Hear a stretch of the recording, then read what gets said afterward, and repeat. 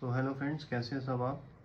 तो आज का टॉपिक आपने कैप्शन में देख ही लिया होगा कि आजकल लड़कियां जो हैं, गर्ल्स जो हैं, वो ज़्यादा सक्सेसफुल हो रही हैं कॉम्पिटिटिव एग्ज़ाम्स के अंदर एज़ कम्पेयर टू बॉयज़। अब मैं नंबर्स की बात नहीं कर रहा, मैं परसेंटेज की बात कर रहा हूँ। यानी कि जितनी लड़कियां अपीयर हो रही हैं एग्ज़ाम में, ठीक है, उनकी रेशो और जितनी सक्सेसफुल हो रही हैं, ठीक है, इसके ऑपोजिट जितने बॉयज़ अपीयर हो रहे हैं और कितने बॉयज़ सक्सेसफुल हो रहे हैं, तो ये अगर हम रेशोज़ को कंपेयर करें तो गर्ल्स की रेशो ज़्यादा आ रही है। यानी कि लड़कियां जितनी अपीयर हो रही हैं उसके अकॉर्डिंग वो ज़्यादा मात्रा में वो सक्सेसफुल हो रही हैं as compared to boys. Boys ज़्यादा अपीयर हो रहे हैं लेकिन उतनी ज़्यादा सक्सेसफुल नहीं हो रहे हैं। तो ये ट्रेंड पिछले 10-15 साल से, 10-15 नहीं तो 12-13 साल से ये ट्रेंड सामने आया है, ठीक है। ऐसा क्यों है, इसके रीज़न्स क्या हैं, और इसको हम आज डिटेल में देखेंगे। तो देखिए, लड़के ज़्यादातर ये सोचा जाता है कि लड़के जो हैं वो ज़्यादा इंटेलिजेंट हैं गर्ल्स से, ऐसा सोचा जाता है। मैं कह नहीं रहा हूँ ऐसा, ठीक है। मैं ये मानता हूँ कि लड़के लड़कियों का दिमाग जो है वो बराबर होता है, ठीक है, इक्वल होता है, इक्वालिटी होती है, ठीक है।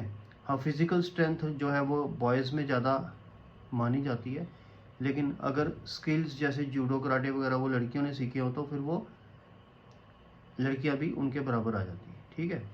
तो अब हम बात करेंगे यहाँ पे कंपटीशन की। तो ऐसा क्यों हो रहा है कि लड़कियां ज़्यादा सक्सेसफुल बन के क्यों सामने आ रही हैं लड़कों के बजाय, ऐसा क्यों है, ये ट्रेंड कैसे स्टार्ट हुआ, ठीक है। इसके रीज़न हम देखेंगे। सबसे पहला रीज़न ये है कि गर्ल्स जो हैं ज़्यादा सीरियस हैं। या तो वो इस फील्ड में आएंगी नहीं, ये जैसे कि आईएएस की तैयारी, जेकेएस की तैयारी, या किसी और एग्ज़ाम की तैयारी, या बैंकिंग की तैयारी, या तो वो इस फील्ड में आएंगी नहीं। जब वो आएंगी तो फिर वो निकालेंगी भी उस एग्ज़ाम को, चाहे वो बैंकिंग का एग्ज़ाम हो, या वो यूपीएससी का एग्ज़ाम हो, या अपनी स्टेट का जेकेएस का एग्ज़ाम हो। कोई भी एग्ज़ाम होगा वो निकालेंगी ज़रूर। बड़ा ही रेयर होगा कि वो नहीं निकाल पाएंगे, ठीक है। लेकिन अगर वो इस फील्ड में आएगी तो चांस बहुत ज़्यादा है कि वो ये एग्ज़ाम निकाल के ही छोड़ेगी, ठीक है। अब आते हैं हम बॉयज़ पे। बॉयज़ तो हर कोई कॉम्पिटिटिव एग्ज़ाम की तैयारी करता है। Every other boy starts preparing for competitive exam. ऐसा लड़कियों में नहीं होता। लड़कियों की 25-26 साल में शादी कर दी जाती है, बॉयज़ की 30 साल में की जाती है, 5 साल का डिफरेंस रहता है।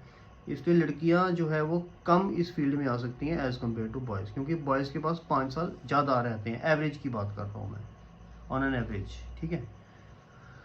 दूसरा, गर्ल्स जब आती हैं तो मैंने कहा कि वो ज़्यादा सीरियसली पढ़ती हैं। बॉयज़ जब इस फील्ड में आते हैं तो वो क्या करते हैं, वो घूमते भी हैं बाइक पे। आजकल वो थार गाड़ी आई हुई है, उसके ऊपर भी घूमते हैं, बुलेट के ऊपर तो घूमते ही हैं। कोई भी गाड़ी मिल जाए जिसके पास जो वाली गाड़ी हो, उसके ऊपर उन्होंने शाम को घूमना जरूर है। अब वो पढ़ना रात को है या पढ़ना सुबह है, वो उनके ऊपर डिपेंड करता है, लेकिन घूमना तो रोज़ है। कभी उनके घूमने का टाइम ज़्यादातर शाम को होता है, लेकिन कभी रात को भी निकल जाते हैं, कभी सुबह भी निकल। कोई फिक्स टाइम नहीं है घूमने का, और ना ही कोई पढ़ने का फिक्स टाइम है, ठीक है। और स्ट्रीट वाइज वो स्मार्ट होते हैं, यानी कि कौन सी बुक लेनी है उनको पता है।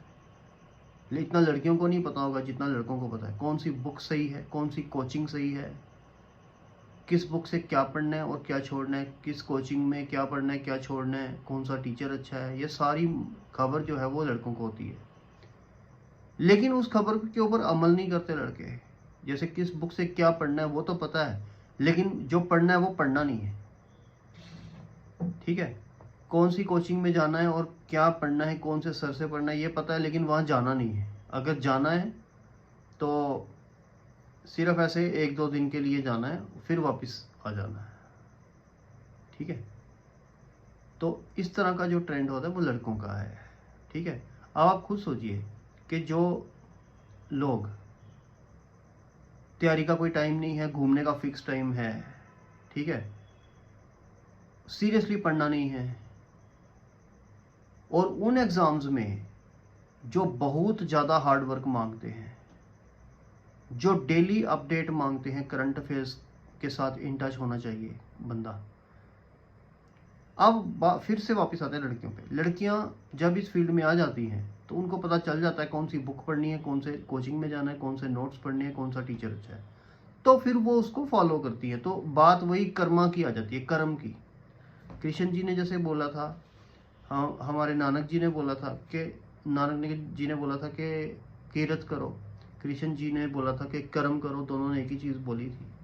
तो अल्टीमेटली बात आ जाती है कर्म के ऊपर। तो जो कर्म करता है वही उसी को फल मिलता है, सीधी सी बात है। सिंपल साइंस का भी यही लॉजिक है कि कॉज एंड इफेक्ट। कॉज होगा तो इफेक्ट होगा, पढ़ोगे तो रिजल्ट आएगा, नहीं पढ़ोगे तो रिजल्ट कहाँ से आएगा, ठीक है।